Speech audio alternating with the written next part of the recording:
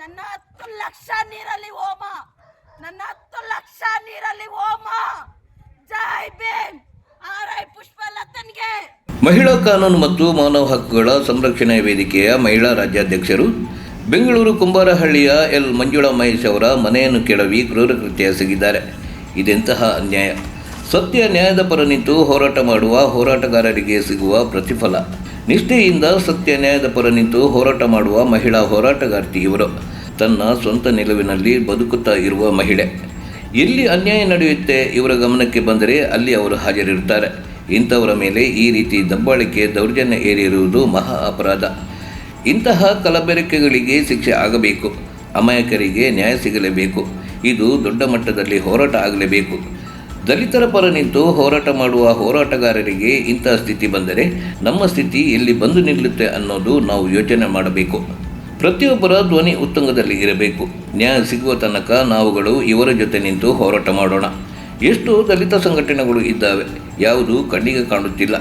ದಯವಿಟ್ಟು ಎಲ್ಲರೂ ಒಗ್ಗಟ್ಟಾಗಿ ಒಬ್ಬ ಮಹಿಳಾ ಹೋರಾಟಗಾರ್ತಿ ಇಷ್ಟು ಧೈರ್ಯದಿಂದ ಮುನ್ನುಗ್ಗಿ ಸತ್ಯ ನ್ಯಾಯದ ಪರ ನಿಂತಿದ್ದಾರೆ ಅಂದರೆ ಅವರಿಗೆ ಬೆಂಬಲವಾಗಿ ನಾವು ನಿಲ್ಲಬೇಕು. ನಾವು ಎಲ್ಲಿ ತನಕ ಒಗ್ಗಟ್ಟಾಗಿ ನಿಲ್ಲೋದಿಲ್ಲ ಅಲ್ಲಿಯ ತನಕ ಇಂತಹ ನೀಚ ಕೃತ್ಯಗಳು ನಡೀತಾನೆ ಇರ್ತವೆ. ದಯವಿಟ್ಟು ನಾವು ದಲಿತರು ಒಗ್ಗಟ್ಟಾಗೋಣ. ದಲಿತರಲ್ಲಿ ಒಬ್ಬರಿಗೂ ನೋವಾದರೆ ಅನ್ಯಾಯವಾದರೆ ನಮಗೂ ಕೂಡ ಆದಂಗೆ ಅಲ್ವಾ? ಎಲ್ಲ ನಮ್ಮ ಭೀಮ ಬಂಧುಗಳು ಕೈ ಜೋಡಿಸಿ ಹೋರಾಟ ಮಾಡೋಣ. ನ್ಯಾಯ ಸಿಗೋ ತನಕ ನಮ್ಮ ಹೋರಾಟ ಮುಂದುವರೆಯಲಿ. ಒಂದು ದಲಿತ ಹೆಣ್ಣು ಮಗಳಿಗೆ ಆಗಿರುವ ಅನ್ಯಾಯವನ್ನು ಖಂಡಿಸಿ ನ್ಯಾಯಕ್ಕಾಗಿ ಒತ್ತಾಯಿಸಿ ಬೆಂಗಳೂರು ಜಿಲ್ಲಾಧಿಕಾರಿಗಳ ಗಮನಕ್ಕೆ ತಂದು ಸಂಪೂರ್ಣ ವಿಷಯದ ಬಗ್ಗೆ ಚರ್ಚಿಸಲಾಯಿತು.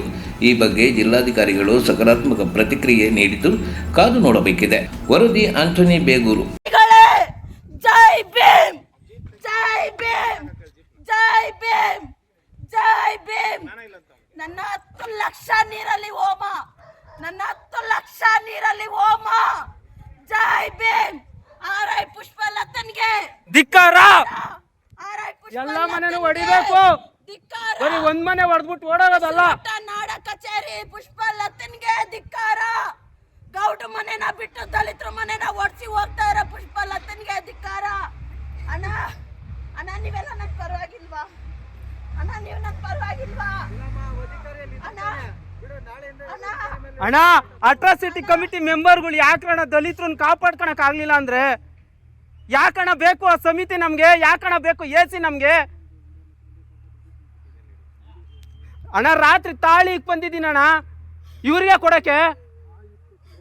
ರಾತ್ರಿ ಇಸ್ಕೊಂಬಿಟ್ಟು ಬೆಳಿಗ್ಗೆ ಹಿಂಗ್ ಬಂದು ಹೊಡೆದಾಕ್ತಾರೆ ಅಂತ ಯಾರ್ಗಣ ಗೊತ್ತು? ನನ್ನ ಅಕೌಂಟಿಗೆ ಟ್ರಾನ್ಸ್ಫರ್ ಮಾಡ್ಬೇಕಾಗಿತ್ತು, ತಪ್ಪು ಮಾಡಿದ್ದೀನಿ.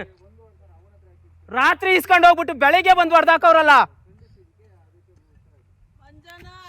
ತಾಳಿ ಇಕ್ಬಿಟ್ಟು ಕೊಟ್ಟಿದ್ದೀನಿ ರಾತ್ರಿ.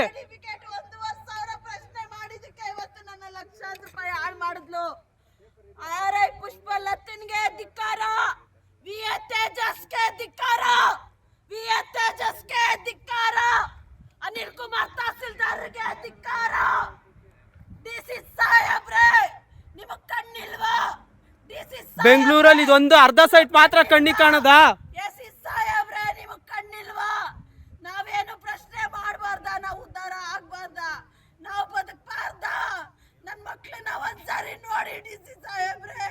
ನಮ್ಮ ಮಕ್ಕಳನ್ನ ಹುಡಿಕೊಂಡ್ ಕೊಟ್ಟು ಹೋಗ್ರಿ. ನಮ್ಮ ಮಕ್ಕಳನ್ನ ಹುಡಿಕೊಂಡ್ ಕೊಟ್ಟು ಹೋಗ್ರಿ. ನಮ್ಮ ಮಕ್ಕಳನ್ನ ಹುಡಿಕೊಂಡ್ ಕೊಟ್ಟು ಹೋಗ್ರಿ.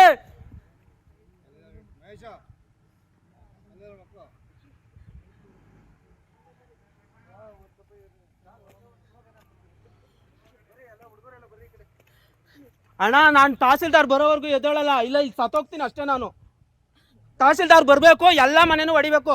ಸಾಹೇಬ್ರೆ ನಮಗೆ ಭದ್ರತೆ ಕೊಡಿ. ನಮಗೆ ನಾವು ಶಾಂತಿಯುತ ಪ್ರತಿಭಟನೆ ಮಾಡ್ತಾ ಇದ್ದೀವಿ. ನ್ಯಾಯ ಎಲ್ಲಾರ್ಗು ಒಂದೇ ಆಗಲಿ. ನ್ಯಾಯ ಎಲ್ಲಾರ್ಗು ಒಂದೇ ಆಗಲಿ ಸರ್.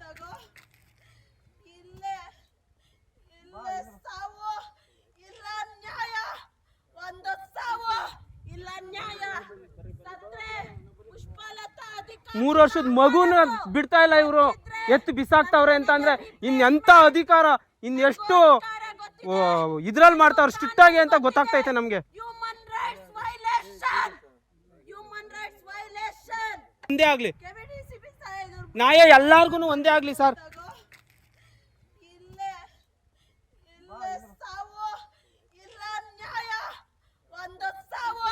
ಇಲ್ಲ ನ್ಯಾಯ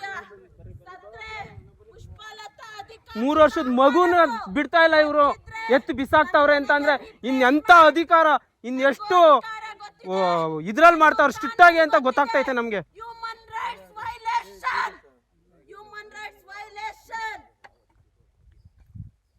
ತೇಜಸ್ಗೆ ಧಿಕ್ಕಾರ.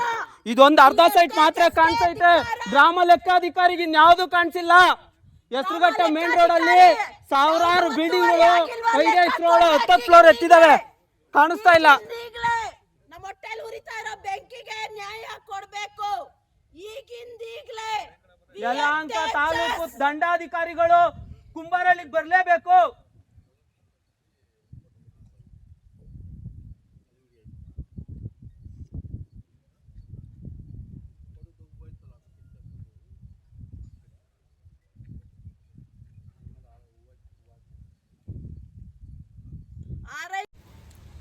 ಈ ಒಂದು ವಿಚಾರವಾಗಿ ನನ್ನ ಮನೆ ಡೆಮಾಲಿಷನ್ ಆಗಿರ್ತಕ್ಕಂಥ ವಿಚಾರವಾಗಿ ನಾನು RI ಮತ್ತು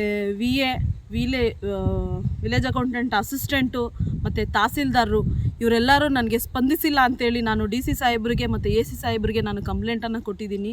ಮತ್ತು AC ಸಾಹೇಬರು ನನಗೊಂದು ಭರವಸೆನ ಕೊಟ್ಟಿದ್ದಾರೆ, ಸ್ಪಾಟಿಗೆ ಬಂದು ನಾನು ನೋಡಿ ನಿಮ್ಗಾಗಿರ್ತಕ್ಕಂಥ ಅನ್ಯಾಯಕ್ಕೆ ಒಂದು ನ್ಯಾಯ ಕೊಡ್ಸೋಕ್ಕೆ ನಾನು ಪ್ರಯತ್ನ ಪಡ್ತೀನಿ ಅಂತ ಹೇಳಿದ್ದಾರೆ. ನನಗೆ ಆ ಭರವಸೆ ಇದೆ, ಯಾಕಂದರೆ ನಾನು ಯಾವುದೋ ಅನ್ಯಾಯದಲ್ಲಿ ನಾನು ಬದುಕ್ತಾ ಇಲ್ಲ, ನಾನು ನ್ಯಾಯಯುತವಾಗಿ ನನ್ನ ಜೀವನ ಮಾಡ್ತಿದ್ದೀನಿ ಅನ್ನೋದಿದೆ.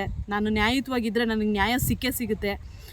ಮೊನ್ನೆ DC ಸಾಹೇಬರು ಮತ್ತು AC ಸಾಹೇಬರು ಇಬ್ಬರು ಭರವಸೆ ಕೊಟ್ಟಿದ್ದಾರೆ, ನಿಮ್ಗಾಗಿರ್ತಕ್ಕಂಥ ಅನ್ಯಾಯಕ್ಕೆ ನಾವು ತಲೆ ಬಗ್ಗಿಸ್ಲೇಬೇಕು ಇವತ್ತು ಅಂತ. ನಾನು ಅವರಿಗೊಂದು ಪ್ರಶ್ನೆ ಕೇಳಿದೆ, ಸರ್ ಸಾವಿರಾರು ಎಕರೆಗಳನ್ನ ಲೂಟಿ ಮಾಡಿರೋರನ್ನ ಬಿಟ್ಬಿಡ್ರಿ, ನಾನು ಇನ್ವೆಸ್ಟ್ ಮಾಡಿ ನನ್ನ ಸ್ವಂತ ಖರ್ಚಲ್ಲಿ ನಾನು ದುಡ್ದಿರೋ ಖರ್ಚಲ್ಲಿ ಒಂದು ಮನೆ ಕಟ್ಟಿದ್ರೆ ಆ ಮನೆನ ಏನೂ ಮಾಹಿತಿ ಕೊಡ್ದಿದ್ದಂಗೆ ಈ ರೀತಿ ಡೆಮಾಲಿಷ್ ಮಾಡಿಸ್ಬಿಟ್ರಿ ಅಂಥೇಳಿ ನಾನು ಕೇಳಿದ್ದಕ್ಕೆ, ಅಮ್ಮ ನಿಮ್ಗಾಗಿರ್ತಕ್ಕಂಥ ಅನ್ಯಾಯಕ್ಕೆ ನಮಗೂ ನೋವಾಗ್ತಿದೆ, ನಾವು ಸ್ಪಾಟಿಗೆ ಬಂದು ನಿಮಗೆ ನ್ಯಾಯ ಕೊಡಿಸ್ತೀವಿ ಅಂತ ಹೇಳಿದ್ದಾರೆ.